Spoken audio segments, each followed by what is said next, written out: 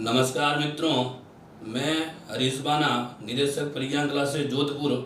प्रज्ञान classes के online platform पर आप सभी का हार्दिक स्वागत अभिनंदन करता हूं। देखिए, बिना कोई भूमिका बंधे शुरुआत करते हैं अपन अपने सब्जेक्ट से। हम आपको पढ़ाएंगे साहब राजस्थान जीके, और जीके में पढ़ाते हैं साहब Rajasthan history, art and culture, यानी राजस्थान का इतिहास, कला एवं संस्कृति। अब देखिए साहब, सब्जेक्ट दो है साहब, लेकिन ध्यान रखना इन दोनों सब्जेक्ट का आपसी कोरिलेशन है। रिलेशन यूं है कि जब जब आप इतिहास पढ़ोगे ना, साथ ही साथ में झलक देखोगे राजस्थान की कलाओं में संस्कृति। कोई लंबी चौड़ी कहानी नहीं है साहब। उदाहरण के तौर पर हम आपको बता सकते हैं, जैसे मान लो आपने एक राजस्थान सभ्यता का नाम सुना होगा साहब, बैराट नाम तो सुना ही होगा, और बैराट का जिला है साहब जयपुर। अब वो बैराट एक सभ्यता स्थल है, उसकी खोज और खुदाई भी वो है साहब इतिहास। लेकिन उसी बैराट की खुदाई में अशोक मान का एक अभिलेख प्राप्त हुआ, उसका नाम है बाबरू अभिलेख। और बाबरू अभिलेख और अथा शिलालेख किसमें आएगा साहब, आर्ट एंड कल्चर में। तो पुनः देखिए साहब, बैराट की खोज और खुदाई वो तो आगे साहब इतिहास में, लेकिन याद कीजिए जो बाबरू अभिलेख जो मिला ना, वो किसमें आएगा, आर्ट एंड कल्चर में। और दूसरा उदाहरण देख सकते हैं। अब इतिहास कला संस्कृति है क्या, उस सुने गौर से सुने समझे। देखिए साहब, जैसे मान लो किसी राज्य के राजा ने अपने जीवन में कोई बहुत बड़ा राजनीतिक और प्रशासनिक विकास किया ना, वो तो आएगा साहब इतिहास में। और उसी राज्य के राजा ने अपने जीवन में अगर कोई सांस्कृतिक विकास किया ना, वो आएगा आर्ट एंड कल्चर में। उदाहरण के तौर पर और समझ लें, मान लो किसी राज्य के राजा ने किसी मैदान में कोई बहुत बड़ा युद्ध लड़ा है, तो ध्यान रखिए मित्रों, वो युद्ध, उस युद्ध का मैदान, उस युद्ध की तिथि वो तो आएगी साहब इतिहास में। लेकिन याद रखिए, उस युद्ध के विजय के उपलक्ष्य में अगर उसने किसी भवन का निर्माण करवा दिया, अगर उसने किसी स्तंभ का निर्माण करवा दिया, अगर उसने वहां पर किसी शिलालेख की रचना करवा दी, अगर उसकी याद में उसने किसी साहित्य की रचना करवा दी, तो मित्रों ध्यान रखिए, वो साहित्य, वो शिलालेख, वो मंदिर, वो महल, वो माड़िया आएगा किसमें, आर्ट एंड कल्चर में। तो सिंपल सी कहानी ये कि जब जब पढ़ोगे इतिहास, साथ में झलक देखोगे किसी कलाओं में संस्कृति की। लेकिन विधिवत रूप से शुरुआत करेंगे अपन इतिहास से, और इतिहास अपन पढ़ेंगे साहब राजस्थान का इतिहास। अब कहानी सुनते जाओ और समझते जाओ। देखिए साहब, अगर वास्तव में देखा जाए ना, तो राजस्थान नाम का पहले कोई राज्य तो था ही नहीं। और राजस्थान नामक राज्य की स्थापना हुई थी साहब 1 नवंबर 1956, और उसी दिन हम मनाते हैं साहब राजस्थान स्थापना दिवस। लेकिन मित्रों ये भी ध्यान रखिए, इस 1 नवंबर 1956 तक पहुंचने के लिए अपने को इतिहास की यात्रा की शुरुआत करनी पड़ेगी साहब आज से 10 लाख वर्ष पहले।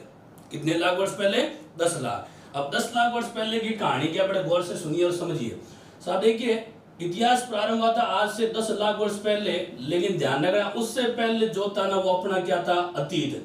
अब आप सभी प्रतियोगी परीक्षार्थी, आपने भली भांति दो शब्द सुन रखे होंगे, एक नाम आता है अतीत और दूसरा नाम आता है इतिहास। अब इन दोनों में फर्क क्या है, फर्क जानने से पहले इनका अर्थ भी देख लें। ध्यान रखना, अतीत और इतिहास, इन दोनों का अर्थ है साहब बीता हुआ काल, यानी पास्ट टाइम। अब देखिए साहब, अतीत का मीन बीता हुआ काल, इतिहास का मीन बीता हुआ काल, तो दोनों में फर्क क्या होगा। ध्यान रखना, बीता हुआ वह काल जिसका कोई लिखित प्रमाण नहीं है ना, वो तो है साहब अतीत। और बीता हुआ वह काल जिसका कोई लिखित प्रमाण है ना, वो क्या है, इतिहास। तो इसलिए ध्यान रखना, अपन हमेशा किसका अध्ययन करते हैं, इतिहास का। कारण क्या, अतीत के बारे में कोई पढ़ नहीं सकता मित्रों, सिंपल सी बात है, पढ़ा उसे जाता है जहाँ कहीं न कहीं लिखित प्रमाण होता है। तो पुनः देखिए, बीता हुआ वह काल जिसका लिखित प्रमाण नहीं है, वो तो क्या है, अतीत। और बीता हुआ वह काल जिसका लिखित प्रमाण वो अपना है इतिहास। तो पुनः गौर से सुनिए साहब, और इतिहास प्रारंभ हुआ था आज से 10 लाख वर्ष पहले। लेकिन उस समय ध्यान रखना, इस दुनिया में मानव, इस दुनिया में मानव था साहब आदि मानव, और आदि को कहते हैं साहब अज्ञानी मानव। अब देखिए, धीरे धीरे समय आगे बढ़ा ना, तो इस आदि मानव को ये साहब ज्ञान की प्राप्ति, किसकी प्राप्ति बताओगे, ज्ञान की प्राप्ति। और इतिहास गवाह मित्रों, समाज में जिस मानव को ज्ञान प्राप्त हो जाए ना, उसे समाज में कहते हैं साहब सभ्य मानव। कौन सा मानव बताओगे, सभ्य। और सभ्य मानव से साहब प्रारंभ हुई है सभ्यता। इसलिए ध्यान रखना, इतिहास का सबसे प्राचीन काल कहलाता है सभ्यता काल। अब बड़े गौर से सुनो और समझो। आप ध्यान रखना, राजस्थान लेवल का कोई सा भी कॉम्पिटिशन एग्जाम देकर देख लेना, एग्जाम चाहे आरएस का दो, एग्जाम चाहे पटवार दो, चाहे रीट दो, चाहे कांस्टेबल दो, अगर इतिहास सिलेबस में पूछा है तो इतिहास के सिलेबस में सबसे पहले पूछी जाती है राजस्थान की प्राचीन सभ्यताएं। कारण क्या, इतिहास का सबसे प्राचीन काल ही कौन सा था, सभ्यता का। समय और आगे बढ़ा, कहते हैं साहब इस सभ्यता काल में सबसे प्राचीन जो सभ्यता थी ना वो थी साहब पाषाण सभ्यता। कौन सभ्यता बताओगे? पाषाण। अब गौर से सुनिए साहब, सभ्यता को दूसरी भाषा में संस्कृति भी कह सकते हो। तो ध्यान रखना, समूचे इतिहास में सबसे पहली जो संस्कृति थी ना वो थी साहब पाषाण संस्कृति। अब ध्यान रखिए, पाषाण का अर्थ होता है साहब पत्थर। तो दूसरे शब्दों में ये समझ लीजिए कि इंसान जब सभ्य हुआ ना तो सबसे पहले उसने अपनी आंखों से देखा था साहब पत्थर। यह सबसे पहला युग है पाषाण युग। अब देखना, इस पाषाण सभ्यता को आगे जाकर इतिहासकारों ने बांट दिया साहब 3 भागों में। अब वो भी कैसे सुने? सबसे पहली है साहब पूरा पाषाण। कौन सा पाषाण बताओगे? पूरा पाषाण। दूसरा आपको बताना होगा साहब मध्य पाषाण। कौन सा पाषाण बताओगे? मध्य पाषाण। और तीसरा बताना पड़ेगा साहब नव पाषाण। कौन सा पाषाण है? नव पाषाण। अब कहानी सुनिए साहब, पाषाण सभ्यता 3 भागों में। अब अपन ध्यान रखना, इतिहास पढ़ रहे हैं राजस्थान के परिप्रेक्ष्य में। अब देखिए साहब, राजस्थान में पूरा पाषाण का एकमात्र उदाहरण है साहब, वो है साहब डीडवाना। कौन सा वाना? डीडवाना। डीडवाना वर्तमान कहाँ है साहब? नागौर में। डीडवाना कहाँ बताओगे? नागौर। अब देखना, इसी डीडवाना की विशेषता ये कि डीडवाना की खुदाई में आधुनिक मानव के आदिम रूप, जिसे वैज्ञानिक भाषा में कहते हैं होमो सेपियंस, और उस होमो सेपियंस की हड्डियों के साक्ष्य मिले साहब डीडवाना से। कहां से बताओगे? डीडवाना। तो सिंपल सी कहानी ये भी होगी कि होमो सेपियंस की हड्डियां मिली, बता देना डीडवाना। अब क्वेश्चन कैसे पूछेंगे वो भी सुन ले। क्वेश्चन सिंपल सा आएगा कि बताओ साहब राजस्थान की सबसे प्राचीन सभ्यता है, तो बता देना साहब डीडवाना। पूछ ले जिला कौन सा, बता देना नागौर। पूछ ले समय विशेषता क्या, तो बता देना होमो सेपियंस की हड्डियों के साक्ष्य। समय और आगे बढ़ा तो मध्य पाषाण के भी साहब 1-2 उदाहरण है। उसमें से एक उदाहरण है साहब वो है तिलवाड़ा। कौन सा वाड़ा? तिलवाड़ा। तिलवाड़ा वर्तमान है साहब बाड़मेर में। अब गौर से सुनिए साहब, हम आपको स्टार्ट में कह चुके हैं कि साहब जब पढ़ोगे हिस्ट्री उस समय झलक देखोगे आर्ट एंड कल्चर की। अब वो झलक दिखाता हूँ, गौर से सुनो। देखिए, तिलवाड़ा एक सभ्यता स्थल है, ये अपना इतिहास है। लेकिन मित्रों ध्यान रखना, इसी तिलवाड़ा में राजस्थान के एक लोक देवता, नाम सुना होगा राव मल्लीनाथ, और राव मल्लीनाथ की जन्मस्थली और मल्लीनाथ का मंदिर बना हुआ है तिलवाड़ा में। और मित्रों भली बात ही समझते हैं अपन, देवता मंदिर और महलमाड़ी सब आते हैं किसमें? आर्ट एंड कल्चर में। तो गौर से पुनः सुनो, तिलवाड़ा एक सभ्यता है, ये अपना इतिहास है। लेकिन तिलवाड़ा में मल्लीनाथ का मंदिर बना हुआ है, ये अपना क्या? आर्ट एंड कल्चर है। तो इसलिए मित्रों में पहले से कह चुका हूं, वेरी ओपन माइंड होकर सुने, समझे और याद करें कि साहब जब इतिहास पढ़ोगे ना तो झलक देखोगे किसकी? आर्ट एंड कल्चर की। अब गौर से सुनो, ये तो है साहब तिलवाड़ा, लेकिन इसी तिलवाड़ा से मिलता हुआ आपने एक नाम सुना होगा साहब तलवाड़ा। तलवाड़ा वर्तमान है साहब बांसवाड़ा में। अब आपके मन में ये सवाल उठना चाहिए कि तलवाड़ा क्यों प्रसिद्ध हुआ? तो ध्यान रखना, उसी तलवाड़ा में राजस्थान की एक देवी, नाम सुना हो तो त्रिपुरा सुंदरी, जिसका दूसरा नाम है तुरतई माता, और उस त्रिपुरा सुंदरी का मंदिर बना हुआ है तलवाड़ा में। और तलवाड़ा वर्तमान कहाँ है? बांसवाड़ा। और ध्यान रखिए, ये त्रिपुरा सुंदरी से संबंधित एग्जाम में क्वेश्चन पूछा था साहब ईओ 2008 में। क्वेश्चन क्या था ये भी सुन ले। उस समय ध्यान रखना, 2008 के समय राजस्थान की मुख्यमंत्री महोदया थी साहब वसुंधरा राजे। क्वेश्चन ये पूछा कि बताओ साहब राजस्थान की मुख्यमंत्री वसुंधरा राजे की आराध्य देवी है, तो बताना पड़ा साहब त्रिपुरा सुंदरी है। तो सिंपल सी कहानी ये कि वसुंधरा की आराध्य देवी बताओगे त्रिपुरा सुंदरी। साथ ही साथ पांचाल जाति की कुल देवी वो भी त्रिपुरा सुंदरी, और त्रिपुरा सुंदरी का मंदिर बना वो है तलवाड़ा, और हम जो पढ़ रहे हैं वो है तिलवाड़ा। तो ध्यान रखना, कनेक्टिविटी बनाया करो। जब तिलवाड़ा नाम आया तो साथ में आपके कौन सा वाड़ा भी आना चाहिए? तलवाड़ा। तो पुनः देखिए, तिलवाड़ा वो तो ऐसा बाड़मेर में, और तलवाड़ा वो कहाँ है? बांसवाड़ा में। अब देखिए, इसी मध्य पाषाण का दूसरा उदाहरण है साहब वो है बागोर। कौन सा बताओगे? और बागोर वर्तमान है साहब भीलवाड़ा में। और इसी बागोर को लेकर क्वेश्चन पूछा था साहब, क्वेश्चन पूछा LA 2019 में। क्या था? गौर से सुने। क्वेश्चन ये कि बताओ साहब बागोर सभ्यता कौन सी नदी किनारे बसी हुई है? तो बताना पड़ा साहब कोठारी नदी, और कोठारी नदी का जिला वही है भीलवाड़ा। और कहते हैं साहब राजस्थान में प्रथम बार पशुपालन की जानकारी मिली थी बागोर से। तो बताइए साहब मध्य पाषाण उदाहरण कितने हैं? 2। पहला तो कौन सा बताओगे? तिलवाड़ा। दूसरा कौन सा बताओगे? बागोर। समय और आगे बढ़ा तो साहब एक सभ्यता की साहब नव पाषाण सभ्यता, और सभ्यता को दूसरा नाम युग भी दे सकते हो साहब, यानी पूरा पाषाण युग, मध्य पाषाण युग, अब आ गया नव पाषाण। और ध्यान रखना मित्रों, राजस्थान में नव पाषाण युग की कोई सभ्यता मिली नहीं। अब ये मत सोचना कि नव पाषाण युग में साहब कोई जनजीवन था ही नहीं। जनजीवन तो था, लेकिन हो सकता है कि किसी बस्ती यानी बस्ती का मीन कोई शहर, कोई कस्बा हो सकता है बस गया होगा मध्य पाषाण में, उसका पतन हुआ होगा नव पाषाण में। यानी ऐसी कोई बस्ती या ऐसी कोई संस्कृति या ऐसी कोई सभ्यता नहीं मिली कि जिसका जन्म और जिसका अंत, जिसका आदि और अंत दोनों हुआ नव पाषाण में। लेकिन एक काम जरूर हुआ है, इसी नव पाषाण में साहब एक आविष्कार हुआ था साहब, होता पहिए का आविष्कार। कौन सा बताओगे? पहिए का। और ये ऐसा विश्व का प्रथम वैज्ञानिक आविष्कार। और मित्रों ध्यान रखना, राजस्थान लेवल के हर दूसरे और तीसरे एग्जाम में पूछा हुआ क्वेश्चन है। क्वेश्चन बहुत सारा लाता साहब कि बताओ साहब पहिए का आविष्कार कौन से युग में हुआ, तो बताना पड़ेगा नवपाषाण युग में हुआ। या फिर उल्टा पूछ लेंगे कि बताओ साहब नवपाषाण युग में किसका आविष्कार हुआ, तो बता देना किसका है, पहिए का। समय और आगे बढ़ा तो पाषाण के बाद एक सभ्यता आएगी साहब, वो आएगी साहब ताम्र सभ्यता। कौन सी सभ्यता बताओगे? ताम्र। और सभ्यता में वही ताम्र युग है। अरे कौन सा युग है? ताम्र युग। अब देखिए साहब, राजस्थान में सबसे पहले तांबे की जानकारी मिली थी साहब गणेश्वर से, और गणेश्वर वर्तमान है साहब सीकर में। गणेश्वर कहाँ है? सीकर। अब गौर से सुनिए साहब, हमने पिछली क्लास में आपको बताया था साहब कि साहब जहाँ सबसे पहले किसी की कोई जानकारी मिलती है ना, उसे या तो कहते हैं जनक या कहते हैं जननी। तो मित्रों गौर से सुनिए, राजस्थान में पहली बार तांबे की जानकारी मिली थी गणेश्वर से, इसीलिए इस गणेश्वर कहते हैं साहब ताम्र जननी सभ्यता। कौन सी जननी बताओगे?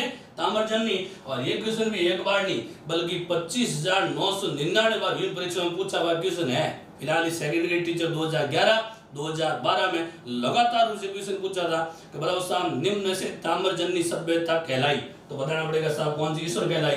गणेश्वर। जिला बताओगे कौन सा? सीकर। लेकिन ध्यान रखना मित्रों, राजस्थान में सर्वाधिक तांबा मिला था आड़ से। कहां से बताओगे? आड़। और आड़ का जिला है साहब उदयपुर। अब देखिए साहब सबसे पहले तांबा मिला था गणेश्वर से, लेकिन सर्वाधिक तांबा मिला आड़ से, इसीलिए इस आड़ का नाम है साहब ताम्र नगरी। तो पुनः देखिए, अगर आपसे पूछेगा ताम्र जननी है तो बता देना साहब गणेश्वर है। पूछ ले साहब ताम्र नगरी है तो बता देना साहब आड़ है। तो ताम्र जननी अलग है और ताम्र नगरी अलग है। समय और आगे बढ़ा तो हमने देख लिया साहब इसी ताम्र के बाद एक सभ्यता आएगी साहब, वो है कांस्य सभ्यता। कौन सभ्यता बताओगे? कांस्य। यानी आप कह सकते हैं इस युग का नाम है साहब कांस्य युग। अब गौर से सुनिए साहब, कांस्य सभ्यता का मीन है साहब, कांस्य सभ्यता का उदाहरण आता है साहब सिंधु घाटी सभ्यता। कौन सी घाटी बताओगे? सिंधु घाटी। और इतिहास गवाह है कि इस दुनिया में साहब सिंधु घाटी सभ्यता बसी थी 3 देशों में। कितने देश बताओगे? 3। और उन 3 देशों में सबसे पहले बताओगे अपना भारत है। कौन बताओगे? भारत, पाकिस्तान व अफगानिस्तान। और भारत में सिंधु घाटी यानी कांस्य युग की सभ्यता का एकमात्र उदाहरण मिलता है साहब, वो उदाहरण है कालीबंगा। कौन सी बंगा? कालीबंगा। और कालीबंगा का जिला बताओगे साहब हनुमानगढ़। कौन सा गढ़ है? हनुमानगढ़। अब गौर से सुनिए साहब, कालीबंगा सभ्यता कांस्य युग की है और सिंधु घाटी की सभ्यता मानी जाती है। और कालीबंगा का शाब्दिक अर्थ है साहब काले रंग की चूड़ियां। लेकिन ध्यान रखना मित्रों, राजस्थान में एग्जाम देने वाला हर दूसरा या तीसरा विद्यार्थी भली भांति जानता है कि साहब कालीबंगा का अर्थ है काली चूड़ियां। आपको इससे आगे बढ़कर ध्यान होना चाहिए। बढ़कर ये क्वेश्चन पूछ ले साहब कालीबंगा शब्द कौन सी भाषा से लिया गया। अब क्वेश्चन पूछने के तरीके बहुत निराले होते हैं, कैसे होते हैं वो सुने और समझे। क्वेश्चन आएगा कि सिंधु घाटी सभ्यता के नगर कालीबंगा का शाब्दिक अर्थ है काली चूड़ियां dot dot dot dot dot. बताइए साहब कालीबंगा शब्द कौन सी भाषा से लिया गया। और मित्रों इतिहास गवाह एग्जाम में पहले भी क्वेश्चन आ रहे साहब, और ऑप्शन ए में एग्जामिनर देता है साहब सिंधी भाषा। कौन सी भाषा? सिंधी भाषा। और एग्जाम में बैठने वाला हर दूसरा या तीसरा विद्यार्थी यही सोचेगा कि क्वेश्चन की ड्राफ्टिंग है, शुरुआत हुई है साहब सिंधु से, तो मन ही मन सोचेंगे ऊपर है सिंधु, नीचे है सिंधी, जय बजरंग बली। लेकिन ऐसे बली बली करता नहीं है। कारण क्या मित्रों, ये सिंधी भाषा बोली जाती है साहब अफगानिस्तान या पाकिस्तान में। हो सकता है वहां की भाषा का प्रभाव रहेगा साहब कश्मीर तक, हो सकता है उसका प्रभाव रहेगा जम्मू तक, हो सकता है मान लो उसका प्रभाव रहेगा पंजाब तक, लेकिन सिंधी भाषा का इतना प्रभाव ये राजस्थान तक पहुंचने वाला नहीं है। अब देखना, राजस्थान के उत्तर में एक राज्य बसा, उस राज्य का नाम है पंजाब। और आप भली भांति जानते हैं मित्रों, हनुमानगढ़ इस जिले की सीमा किससे लगती है? पंजाब से। तो ध्यान रखना हनुमानगढ़ में कौन सी भाषा का प्रभाव सर्वाधिक है? पंजाबी। तो ध्यान रखना कालीबंगा जो शब्द है ना, ये भी है पंजाबी भाषा का। कौन सी भाषा बताओगे? पंजाबी। अब अगर आप बहुत ज्यादा कोई डिटेल में पूछ ले तो आप यूं अगर विस्तार में यूं कि पूछ ले साहब कालीबंगा शब्द कौन सी भाषा से लिया, विस्तार में ये जो काली शब्द है ना वो तो मान लो हिंदी भाषा का है, लेकिन बंगा वास्तव में वो कौन सी भाषा का शब्द है? पंजाबी। तो संयुक्त रूप से कह सकते हो शायद पंजाबी भाषा का शब्द है। समय और आगे बढ़ा तो साहब एक सभ्यता ही साहब लो सभ्यता। कौन सभ्यता बताओगे? लो सभ्यता। अब देसी भाषा पढ़िए साहब, इंसान जब सभ्य हुआ ना तो उस समय सबसे पहले उसने देखा था साहब पत्थर। क्या बताओगे? पत्थर के बाद देख लिया तांबा, तांबे बाद देख लिया कांसा, और कांसे के बाद देख लिया लोहा। और लो सभ्यता के बहुत सारे उदाहरण है साहब, उनमें से बड़ा उदाहरण अपने सामने वो है साहब बेराट। और इसी बेराट का दूसरा जो प्राचीन नाम बताओगे साहब वो है विराटनगर। कौन सा नगर बताओगे? और विराटनगर का जिला बताओगे साहब जयपुर। कौन सा जिला? जयपुर। अब कहते हैं साहब कालीबंगा एक हनुमानगढ़ में, उसी प्रकार बेराट का जिला है जयपुर। अब बेराट की विशेषता देखिए साहब, बेराट एक ऐसा सभ्यता स्थल है जहां पर सर्वाधिक आए हैं साहब बाहरी लोग। कौन से लोग आए हैं? और बाहरी को हम कहते हैं परदेशी लोग हैं, और परदेशियों को कई बार हम कह लेते हैं साहब विदेशी लोग। तो गौर से सुनना साहब, एक बात हमेशा ध्यान रखना, आप जब भी इतिहास पढ़ो ना उस समय ध्यान रखना, हिस्ट्री भी पढ़ो लेकिन करंट का भी ध्यान रखा करो। करंट बोले तो वर्तमान। इतिहास हमें यह कह रहा साहब कि राजस्थान में सर्वाधिक बाहरी परदेशी विदेशी लोग सदियों पहले सभ्यता के समय कहाँ आए थे? बेराट में। बेराट का जिला कौन सा? जयपुर। और मित्रों आज भी इतिहास उठाकर देख लेना, आज भी राजस्थान में सर्वाधिक विदेशी पर्यटक आते हैं साहब जयपुर में। तो सिंपल सी कहानी ये, वातावरण कोई परिवर्तन नहीं हुआ। हाँ हो सकता है इस भौगोलिक रूप से क्षेत्र के नाम में परिवर्तन होता होगा, जयपुर नाम का पहले कोई नगर नहीं था लेकिन स्थान वही है साहब, जहाँ बेराट है ना वही तो वर्तमान जयपुर है। तो वातावरण कोई परिवर्तन नहीं है। अब देखना, सदियों पहले यात्रा शुरुआत की थी सबसे पहले पांडवों ने। कौन से? सुनी साहब, इसी विराटनगर आए थे पांडव, और पांडव ने बिताया था अज्ञात वर्ष, और अज्ञात का मतलब है किसी को नहीं ज्ञात होने वाला वर्ष। और कहते हैं साहब पांडव सबसे पहले कहाँ ठहरे थे? बेराट। दूसरा नाम कौन सा नगर है? विराटनगर। और पांडवों के बहुत सारे प्रमाण भी है यहाँ साहब, प्रमाण बता देते हैं। कहते हैं साहब इसी बेराट की पहाड़ी पर घुटने के बल पर भीम ने पानी का तालाब बना दिया, नाम है साहब भीम तालाब। इसी पहाड़ी पर उस भीम के छोटे भाई अर्जुन ने तीर बाण चलाया, एक नदी निकाल दी साहब, नाम है बाणगंगा। और बाणगंगा और भीम तला है ना, दोनों ध्यान रखना, ये प्रमाणित करते हैं। यहाँ पर आए कौन थे? पांडव। अब पांडव आए और गए साहब, आगे थे कौन? मौर्य। और एक मौर्य शासक आया था, नाम तो सुना होगा साहब चंद्रगुप्त मौर्य। कौन सा मौर्य? चंद्रगुप्त मौर्य। और चंद्रगुप्त मौर्य के बाद जाने के बाद यहाँ पर एक मौर्य शासक है, नाम था अशोक मान। कौन सा मान बताओगे? अशोक मान। और कहते हैं साहब इसी अशोक मान की जानकारी मिली यूं कि इस बेराट की खुदाई में अशोक मान का एक अभिलेख मिला था, नाम था साहब बाबरू अभिलेख। और उस बाबरू अभिलेख में अशोक मान ने स्पष्ट लिखा कि मैं बुद्ध धम्म व संघ में अटूट विश्वास करता हूँ। यानी मैं अशोक मान महात्मा बुद्ध उसके धर्म और उसके संगठन में अटूट क्या करता हूँ? विश्वास। अनुमान लगाओ मित्रों, जो महात्मा बुद्ध और उसके धर्म में विश्वास करेगा उसका खुद का धर्म कौन सा हो जाएगा? बौद्ध धर्म। मैं आपको ये बताना चाह रहा हूँ कि अशोक मान बौद्ध धर्म का था साहब, इस बात का प्रमाण मिला है बेराट से। कहां से बताओगे? बेराट। और इस बेराट का प्राचीन नाम वही कौन सा नगर है? विराटनगर। समय और आगे बढ़ा, मौर्य भी गए तो आगे थे साहब यहाँ कौन? हूण। और एक हूण शासक गया था साहब, नाम सुना हो तो तोरमान। कौन सा मान बताओगे? तोरमान। और तोरमान के जाने के बाद आया था उसका छोरा, नाम था साहब मीरगुल। अब देखिए उसी मीरगुल के 2-4 उपनाम भी है। उसी मीरगुल को कहा जाता साहब भारत का अटीला, और उसे हम अपनी भाषा में कह सकते हैं मूर्ति वंचक। अब मूर्ति वंचक कोई लंबी चौड़ी कहानी नहीं है, आप रट्टा मत मारा करें। कई बार ये होता है कि इस रटन प्रणाली की वजह से जैसे मूर्ति वंचक शब्द आता है ना उस समय आपके दिमाग में एक इमेज बनती है साहब औरंगजेब। लेकिन हमारा ये मानना है कि जो मूर्तियों को तोड़े ना वो मूर्ति तोड़ने वाला प्रत्येक भक्षक है ना कौन सा वंचक कहलाएगा? मूर्ति वंचक। तो ध्यान रखना, इसी मीरकुल ने राजस्थान की बेराट सभ्यता को पूर्ण रूप से नष्ट किया। यानी जितने भी बौद्ध स्तूप बने हुए थे, जितने भी बौद्ध विहार बने हुए थे, जितने भी हिंदू धर्म देवी देवताओं के मंदिर बने थे ना, उन मंदिरों को तोड़ने वाला था कौन सा कुल? मीर कुल। तो प्रमाण ये मिलता है कि बेराट सभ्यता को नष्ट करने वाला एक हूण आक्रांत था, जिसका नाम कौन सा कुल बताओगे? मीर कुल। और इसी मीर कुल की कहानी और भी है साहब, ये केवल बेराट तक नहीं रुका साहब, राजस्थान में जहां कहीं भी गया ना वहां जा जाकर उसने हिंदू धर्म के देवी देवता मंदिर तोड़े। और वो मंदिर तोड़ता गया, लेकिन एक दिन इस पापी का हृदय पिघला और उसी मीरकुल ने कोटा के निकट बारडोली में भव्य बना दिया शिव मंदिर। तो पहले तो मंदिर तोड़े और बाद में मंदिर बनाए। तो ध्यान रखना मित्रों, ये फैक्ट याद रख लेना कि साहब बारडोली का शिव मंदिर उसका निर्माता कौन सा कुल है? मीर कुल। अब देखना हुण भी गए तो आगे थे साहब यहाँ कौन? यूनानी। और यूनानी शासक है साहब, कभी नाम सुना तो मिनेंडर। कौन सा डर बताओगे? मिनेंडर। और उसी मिनेंडर की सूती कपड़े लिखती मुद्रा मिली, उस मुद्रा का नाम था साहब इंडो ग्रीक मुद्रा। कौन सी मुद्रा बताओगे? Indo Greek. अब इंडो ग्रीक कोई लंबी चौड़ी कहानी नहीं है मित्रों। इंडो का मतलब होता है हिंद और ग्रीक का मतलब होता है यवन, यानी हिंद यवन मुद्रा थी। वो कहां से मिली है? बेराट से। और ये मुद्रा फिलहाल ही मिली थी मित्रों आरएस 2018 के एग्जाम में पूछा हुआ क्वेश्चन है। क्वेश्चन बहुत सरल था। बताओ साहब यूनानी शासक मिनांडर की इंडो ग्रीक मुद्रा कहां से प्राप्त हुई? तो बताना बड़ा साहब कहां से मिली है? बेराट से। बताओ साहब बेराट का प्राचीन नाम क्या बताओगे? विराटनगर। जिला कौन सा पुर है? जयपुर। समय और आगे बेटा साहब कहते हैं साहब इसी बेराट में यूनानी गए तो यूनानी जाते आगे साहब चीनी, और आपने चीनी यात्री का नाम सुना होगा वैनसांग। कौन सा सांग बताओगे? वैनसांग। और वैनसांग के जाने के बाद ये यात्री और आया, नाम था युआनचुआंग।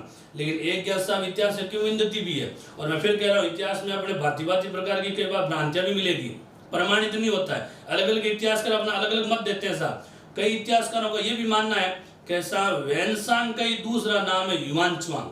अब दोनों एक है या फिर दोनों अलग अलग है? अपने को तो दोनों ही नाम याद रखने साहब। वैनसांग और युआनचुआंग, उन दोनों का संबंध बताओगे कौन सी सभ्यता से?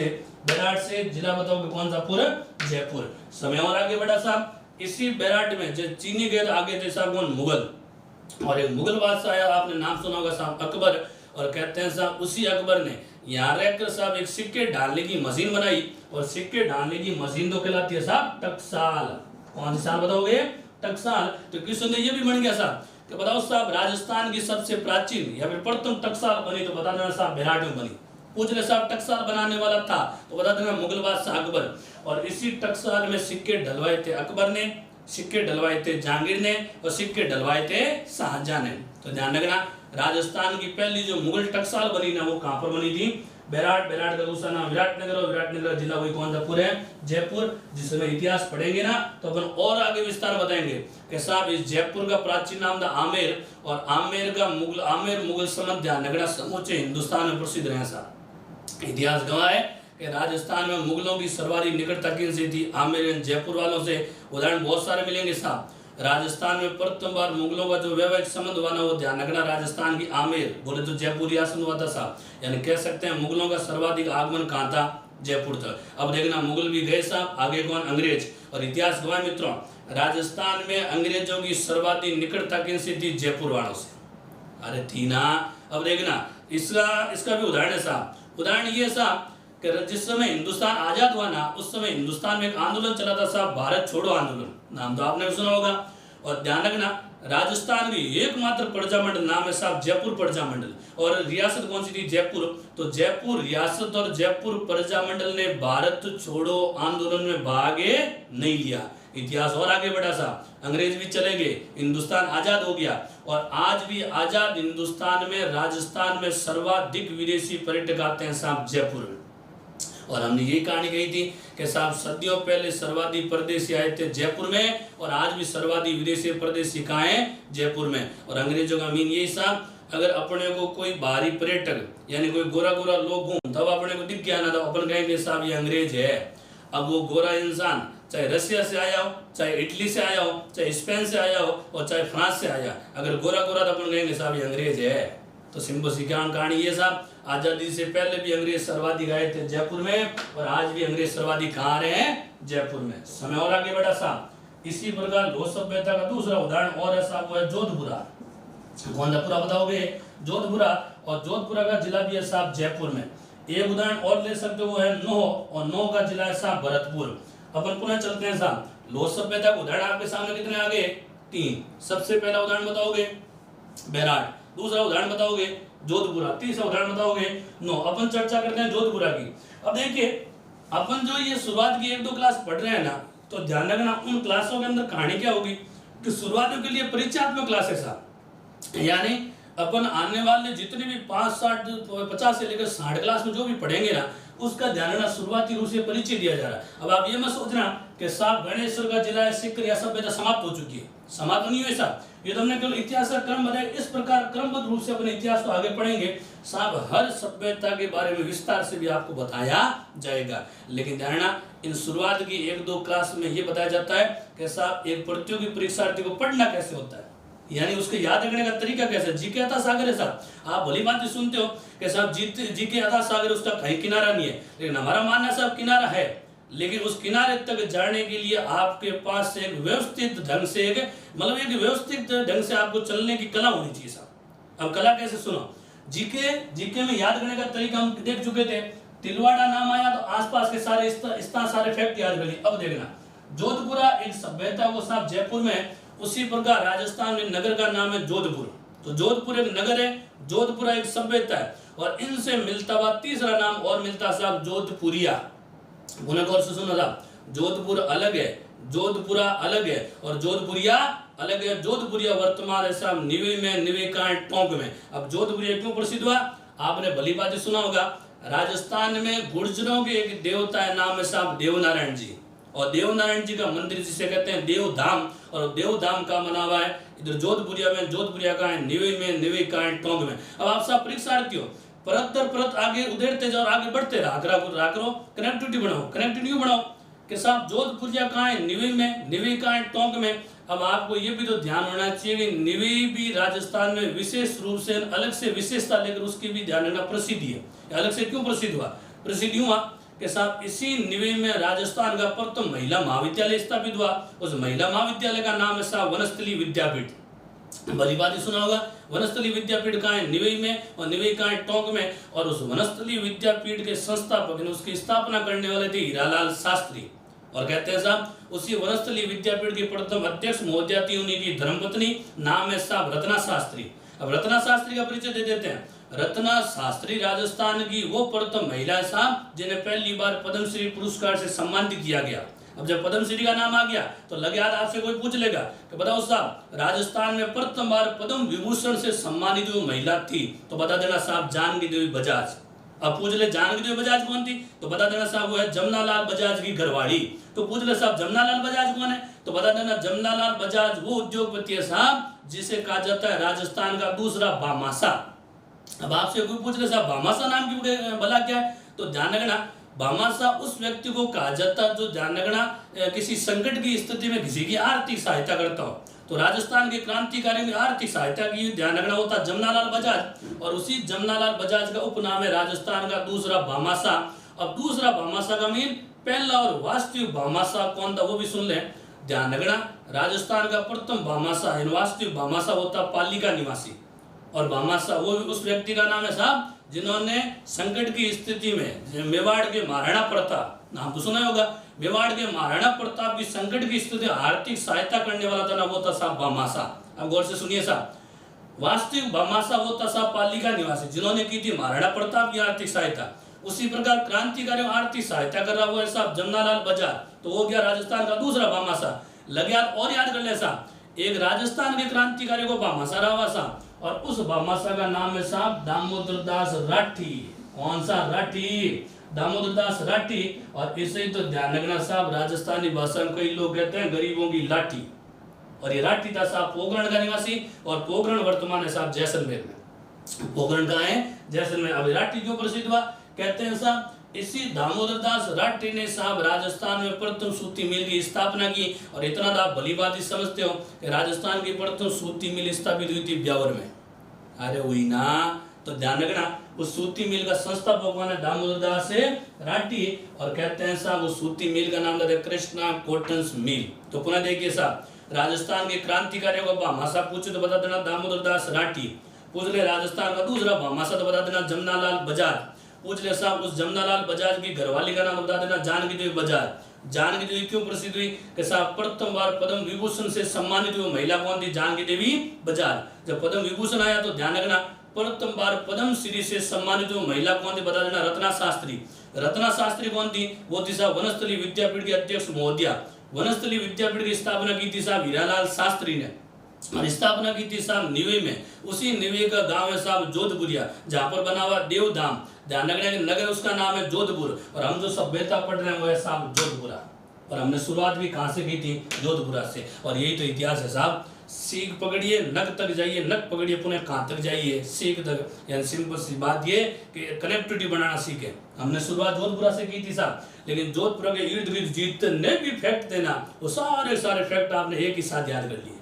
पूछ ले साहब जोधपुर है लेकिन नगर का नाम है, पूछ ले जोधपुरा है तो सभ्यता का नाम है, पूछ ले जोधपुरिया क्यों प्रसिद्ध हुआ, कह देना साहब धार्मिक स्थल का नाम है। अब देखिए साहब, नगर मान लो भूगोल में आएगा, जोधपुरा सभ्यता ये इतिहास में आएगी, लेकिन आपको ध्यान होना चाहिए धार्मिक स्थल किस में आते हैं? Art and culture. ये तो पूरा जीके है साहब। आप ज्योग्राफी देख रहे हो, आप हिस्ट्री भी देख रहे हो, साथ साथ आर्ट एंड कल्चर भी देख रहे हो। समय और आगे बढ़ा, पुनः देखिए साहब, संपूर्ण इस इतिहास में ध्यान रखना, आपके सामने सभ्यता युग कितने बता दिए? 4 युग। कोई लंबी चौड़ी कहानी नहीं है, चाहे सभ्यता बोलिए चाहे युग बोलिए, तो ध्यान रखना सभ्यता के अनुसार युग कितने हो गए हैं? 4 युग, पाषाण, ताम्र, कांस्य और लोह। समय और आगे बढ़ा तो इतिहासकारों ने इस सभ्यता के अनुसार समूचे इतिहास को बांट दिया साहब 3 कालों में। इतिहास के काल कितने हैं? 3। और 3 कालों में ध्यान रखना, सबसे जो प्राचीन यानी पहला जो काल था उस काल का नाम था साहब प्राग ऐतिहासिक काल। बड़े गौर से सुनिएगा मित्रों, सबसे पहला काल आएगा वो आएगा प्राग ऐतिहासिक काल। और कहते हैं साहब इस प्राग ऐतिहासिक काल में मनुष्य के लिखित प्रमाण नहीं मिले। कौन से प्रमाण बताओगे? लिखित प्रमाण नहीं मिले, मनुष्य को लिखना पढ़ना कुछ आता ही नहीं था। इतिहास का जो दूसरा काल था ना, उस काल का नाम है साहब आद्य ऐतिहासिक काल। कौन सा काल बताओगे?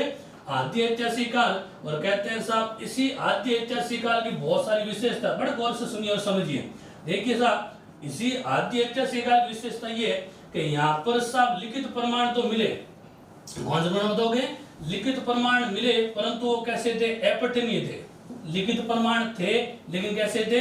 अपठनीय, यानी उनको पढ़ा नहीं जा सकता। अब बड़े गौर से सुनिए साहब, इतिहास के सभ्यता अनुसार कितने काल बन गए? 3। इतिहास का सबसे पहला काल है प्राग ऐतिहासिक काल। इतिहास का दूसरा काल है आद्य ऐतिहासिक काल। आद्य ऐतिहासिक काल लिखित प्रमाण मिले, परंतु वो कैसे थे? अपठनीय। अपठनीय में उनको पढ़ा नहीं जा सकता। पढ़ा क्यों नहीं जा सकता? कि साहब कहते हैं साहब मनुष्य की लिखावट, लिखावट को कहते हैं लिपि। उदाहरण के तौर पर वर्तमान अपनी भाषा कौन सी? हिंदी भाषा। और लिपि कौन सी? देवनागरी भाषा। उसी प्रकार हम बता रहे हैं आद्य ऐतिहासिक काल में ध्यान रखना जो लिपि थी ना, उस लिपि में लिखावट कैसी थी? दाईं से बाईं ओर। मनुष्य कैसे लिखता था?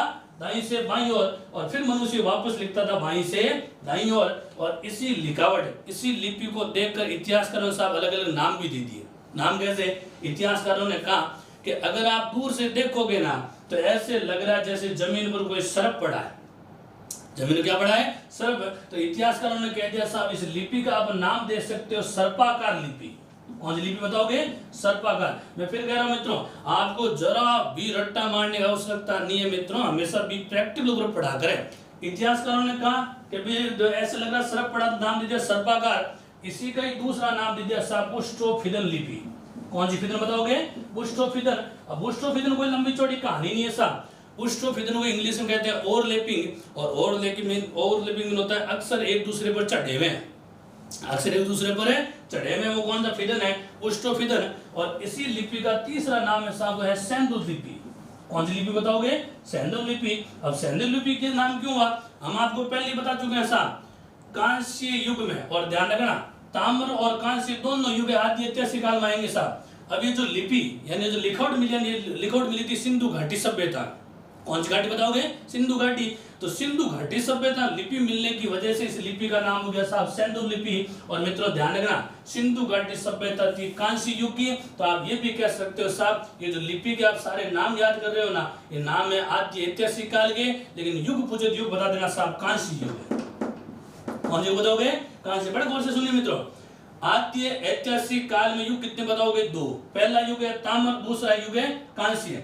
इस आद्य ऐतिहासिक काल में लिखावट लिपि मिली, उस लिपि का नाम है सर्पाकार लिपि। और सर्पाकार लिपि बताओगे साहब कांस्य युग की लिपि है। मैं फिर कह रहा हूँ है तो आद्य ऐतिहासिक काल, युग कौन सा बताओगे? कांस्य। और इसी लिपि का दूसरा नाम है सेंधु लिपि। और सेंधु को मिले साहब वही सिंधु घाटी सभ्यता। कौन सी घाटी बताओगे? अब और 1-2 नाम वो भी याद कर लें। इसी लिपि का साहब एक नाम और मिलेगा, नाम मिलेगा साहब गोमूत्री का पद्धति।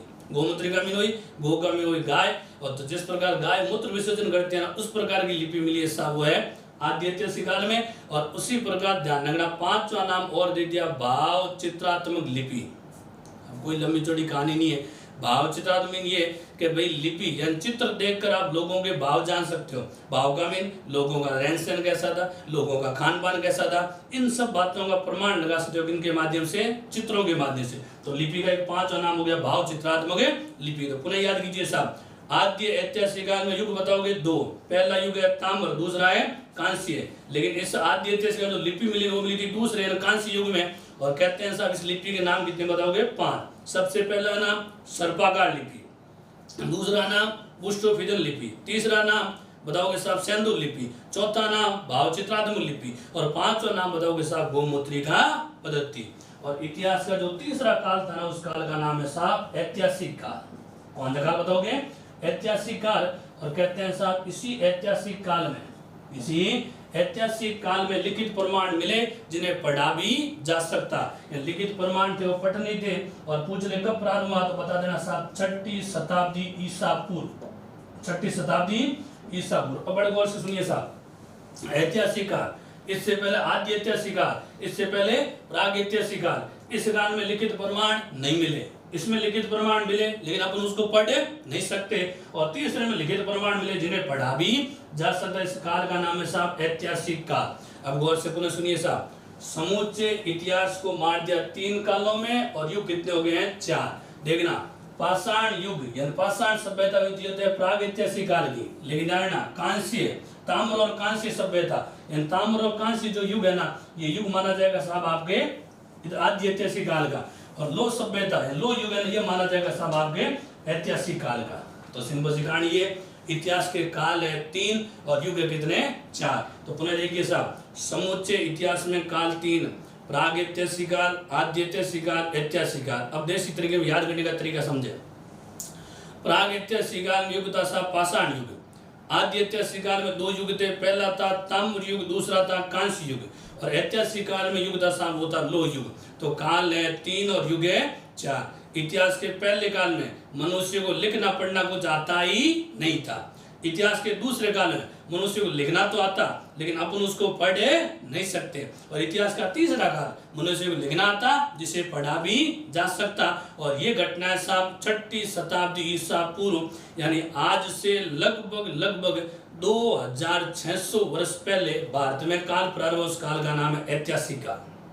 कौन सा काल बताओगे? ऐतिहासिक काल। तो ये थी साहब आपके इतिहास की सामान्य सी जानकारी के साथ धीरे धीरे ये क्रमबद्ध रूप से अपन जैसे जैसे आगे बढ़ेंगे ना वैसे वैसे अपन सभ्यता का काल देखते जाएंगे। अब देखना यहाँ तक तो लो सभ्यता वगैरह आप 5-10 सेकंड स्क्रीनशॉट ले सकते हो।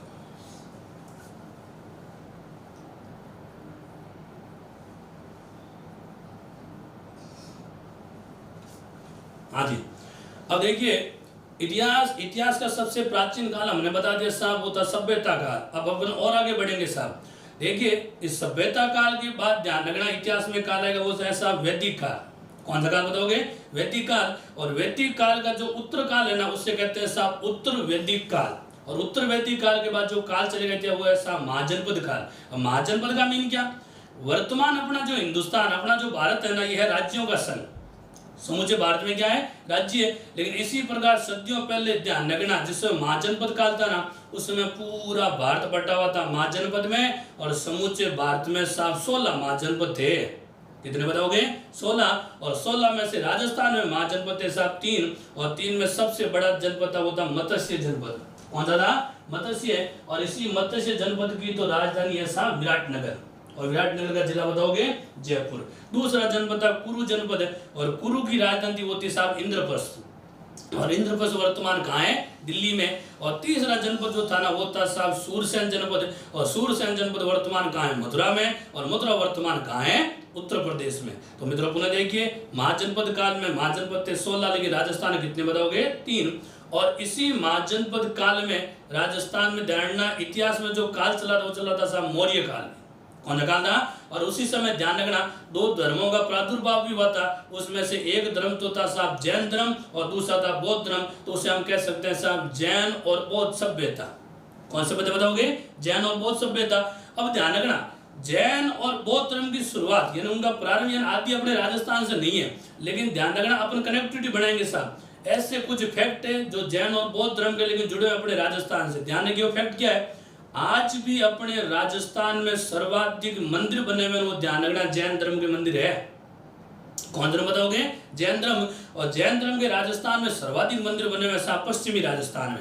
और ध्यान रखना राजस्थान का सबसे प्राचीन जैन मंदिर बना हुआ है ओसिया में। ओसिया का जिला है जोधपुर, और उस ओसिया वाले मंदिर का नाम है साहब महावीर स्वामी का मंदिर। कौन से स्वामी बताओगे? महावीर स्वामी। उसी प्रकार ध्यान रखना राजस्थान छोड़ो साहब, समूचे हिंदुस्तान का सबसे बड़ा जो जैन मंदिर बना वो बना भीनमाल में, और भीनमाल वर्तमान कहाँ है? जालोर में। और उस भीनमाल वाले साहब उस मंदिर का नाम है साहब बेहतर जिनालय। कौन सा बताओगे? अब जिनालय कोई लंबी चौड़ी कहानी नहीं है मित्रों, सिंपल सी बात याद रखा करें। जैन धर्म में संत को कहते हैं जिन, और आलय में होता है निवास स्थान। जैसे भाई अपन जहाँ विद्या ग्रहण करते हो कौन सा आलय होता है? विद्यालय। उसी प्रकार जहाँ जिन रहेंगे वो कौन सा आलय होगा? जिनालय। तो ध्यान रखना सबसे बड़ा जैन मंदिर बना वो बना भीनमाल में। भीनमाल वर्तमान कहाँ है? जालोर में। उसी प्रकार बहुत सारे मंदिर है, आप चले जाओ पाली के रणकपुर में, वहां भी साहब जैन मंदिर भगवान आदिनाथ को समर्पित है। आप चले जाइए पहाड़ियां पार करके अपने माउंट आबू में, और आबू के देलवाड़ में बहुत सारे जैन मंदिर बने हुए हैं, भगवान आदिनाथ, भगवान नेमिनाथ, भगवान शांतिनाथ। तो सभी धर्मों के जो जैन धर्म के सर्वाधिक जो मंदिर है ना, वो मंदिर अपने राजस्थान में। और बहुत सारे उदाहरण है। सबसे प्राचीन पूछे तो बताओगे ओसिया, सबसे बड़ा पूछे तो बताओगे भीनमाल, और कहते हैं साहब एक साथ में सर्वाधिक पूछे तो बता देना साहब सिरोही यानी माउंट आबू में। और वैसे आप भली बात जानते हो कि सिरोही है ही साहब देवनगरी, यानी बहुत सारे देवता अन्य देवताओं के मंदिर बने, लेकिन सर्वाधिक कौन से धर्म के बताओगे? जैन धर्म। समय और आगे बेटा। अब एक बात और ध्यान रखें, जब आप हिस्ट्री पढ़े ना तो करंट का भी ध्यान रखें। पूछ ले साहब वर्तमान में सर्वाधिक जैन धर्म के लोग कहाँ हैं? तो बता देना साहब उदयपुर में। सेकंड ग्रेड 2018 पूछा हुआ क्वेश्चन है साहब। क्वेश्चन ये था कि बताओ साहब जैन धर्म के सर्वाधिक लोग निवास कर रहे हैं, बता देना उदयपुर में। और आज भी अपने राजस्थान में ध्यान रखना शिक्षा की जो सर्वाधिक जो वर्धित है ना, वो ध्यान रखना किसकी है? जैन धर्म की। समय और आगे बढ़ा तो हमने देखी बौद्ध सभ्यता में वही बौद्ध धर्म है, और बौद्ध धर्म के संस्थापक कौन है? महात्मा बुद्ध है। और कहते हैं साहब महात्मा बुद्ध की प्रतिमा यानी उनकी मूर्ति मिली थी साहब विराट से। मूर्ति कहाँ से मिली थी? और विराट का दूसरा नाम है कौन सा नगर? विराटनगर। और ध्यान रखना महात्मा बुद्ध की मूर्ति भारत में प्रथम मानव की मूर्ति थी महात्मा बुद्ध की, जो कहां से मिली है? बैराट से। और ध्यान रखना जब आपके सामने भारत की बात आ गई तो आपको ये भी तो ध्यान होना चाहिए कि राजस्थान में प्रथम बार किस मानव की प्रतिमा मिली, ये भी आपको ध्यान होना चाहिए। तो मित्रों ध्यान रखना राजस्थान में प्रथम वो मानव था जिसका नाम था दुर्सा आडा। उनकी पहली बार मूर्ति बनी थी साहब माउंट आबू के अचलेश्वर महादेव मंदिर में। तो सिंपल सी कहानी ये कनेक्टिविटी है, जीके पढ़ने का तरीका साहब। अब जैसे आपने महात्मा बुद्ध की मूर्ति देख ली, वो है साहब बैराट में। अब वो तो पूरे भारत के प्रथम मानव की प्रतिमा है। पूछ ले साहब राजस्थान प्रथम मानव की मूर्ति किसकी है? तो बता देना साहब कौन से आडा की है? दुर्सा आडा। समय और आगे बढ़ा साहब। जैसे जैन और बौद्ध धर्म की सभ्यता का जैसे प्रादुर्भाव हुआ, उसी समय देखना जैन और बौद्ध धर्म का कालांतर में विरोध भी हुआ। और जैन और बौद्ध धर्म का विरोध करने वाले वो थे साहब ब्राह्मण। तो उस समय अपने हिंदुस्तान में काल चल गया साहब ब्राह्मण का, और ब्राह्मणों में सबसे शक्तिशाली ब्राह्मण थे वो थे साहब शुंग, और शुंग के बाद आए थे वो थे सातवान। लेकिन उस सातवान के शुंग और सातवान दोनों शक्तिशाली थे, लेकिन उनके कालांतर में या उनके उत्तर काल में धीरे धीरे विदेशियों का आक्रमण होने लगा। लेकिन ध्यान रखना कालांतर में ब्राह्मण शासक निर्बल साबित हुए, और ध्यान रखना वो विदेशियों को पूर्ण रूप से खदेड़ने में सफल हुए ही नहीं। उस समय ध्यान रखना भारत में काल चल गया साहब गुप्त काल। और गुप्त की बात करें तो राजस्थान में गुप्तों की जानकारी मिलती है अपने बयाना से, और बयाना वर्तमान कहाँ है? भरतपुर में। आगे पढ़ेंगे साहब सभ्यता, उस समय हम आपको बताएंगे साहब राजस्थान में गुप्तकालीन सर्वाधिक सिक्के कहाँ से मिले हैं? बयाना से। और प्रमाण मिलता है साहब यहाँ पर जो गुप्त है उस गुप्त का नाम था साहब समुद्रगुप्त। अब कहते हैं साहब यहाँ पर गुप्त आए, लेकिन ये गुप्त भी विदेशियों को खदेड़ने में सफल हुए ही नहीं। उसी समय कहते हैं साहब समूचे हिंदुस्तान में काल चला, उस काल का नाम था राजपूत काल। कहते हैं साहब हिंदुस्तान में विशेषकर राजस्थान में, और राजस्थान में 7वीं से लेकर 12वीं शताब्दी के मध्य जो काल था उस काल का नाम था राजपूत काल। और राजपूत काल में सबसे शक्तिशाली जो जाति थी उसका नाम था परतियार। कहते हैं साहब राजस्थान तो छोड़ो साहब, समूचे उत्तर भारत में एक छत्र राज करते थे। कौन से? परतियार। और परतियारों के साथ एक जाति उभर कर आई था साहब, उस जाति का नाम था चौहान। अब देखना, शक्तिशाली थे प्रत्यार, प्रत्यारों के साथ जाति उग्रग्राही हुई थी चौहान, और बाकी सब के सब प्रत्यारों और चौहानों के क्या थे, सामंत। लेकिन धीरे धीरे समय आगे बढ़ा तो सामंत क्या हो गए, स्वतंत्र, और स्वतंत्र हुए सामंत बन गए शासक। और आगे जाकर उन शासकों ने राजस्थान में रियासतें बना ली थी साहब, 19 रियासतें। कितनी रियासतें बन गई, और इन 19 रियासतों का जब एकीकरण हुआ ना, तब जाकर अपने हिंदुस्तान में राज्य की स्थापना, उस राज्य का नाम है साहब राजस्थान। कौन स्थान बताओगे, और पूछ रहे साहब राजस्थान स्थापना कब हुई, तो बता देना साहब 1 नवंबर 1956। सिंपल सी कहानी ये मित्रों, हमने शुरुआत भी यहीं से की थी कि 1 नवंबर 1956 तक आने के लिए, यहाँ तक पहुंचने के लिए अपने को यात्रा की शुरुआत करनी पड़ेगी साहब आज से 10 लाख वर्ष पहले। कितने लाख वर्ष पहले, 10 लाख। और उस समय मानव के साथ आदिम धीरे धीरे सभ्यता को आगे बढ़ते हुए जाएंगे, और ध्यान रखना क्रमबद्ध रूप से अपन राजस्थान पहुंचेंगे ना, वो तिथि आएगी जब 1 नवंबर 1956। तो आज ध्यान रखना, आज आपने जो भी पढ़ा ना, ये इतिहास पढ़ने का केवल कालक्रम है, यानी क्रमबद्ध रूप से आपको बताया गया कि वास्तव में अपन जिस समय पढ़ेंगे ना, उस समय इतिहास की शुरुआत कहाँ से करेंगे, और उत्तरोत्तर रूप से अपन आगे पढ़ते पढ़ते जब आएंगे ना, तो अंत में बताएंगे राजस्थान एकीकरण। उस समय हम बताएंगे साहब राजस्थान एकीकरण हुआ ना, तब जाकर अपने हिंदुस्तान में राज्य की स्थापना, जिसका नाम है राजस्थान। तो मित्रों, यात्रा बहुत लंबी चौड़ी है, लेकिन फिलहाल हमने केवल एक डेमो, एज ए डेमो समझ लो कि भाई माध्यम से बताया कि पढ़ने लिखने का तौर तरीका कैसा होना चाहिए। हमेशा नोट करें, एक तो एकाग्रचित्त होकर पढ़े और हमेशा धैर्य के साथ जवाब दें। बाकी चर्चा करेंगे अपन नेक्स्ट क्लास में। आप सभी को उज्जवल भविष्य की हार्दिक शुभकामनाएं। धन्यवाद।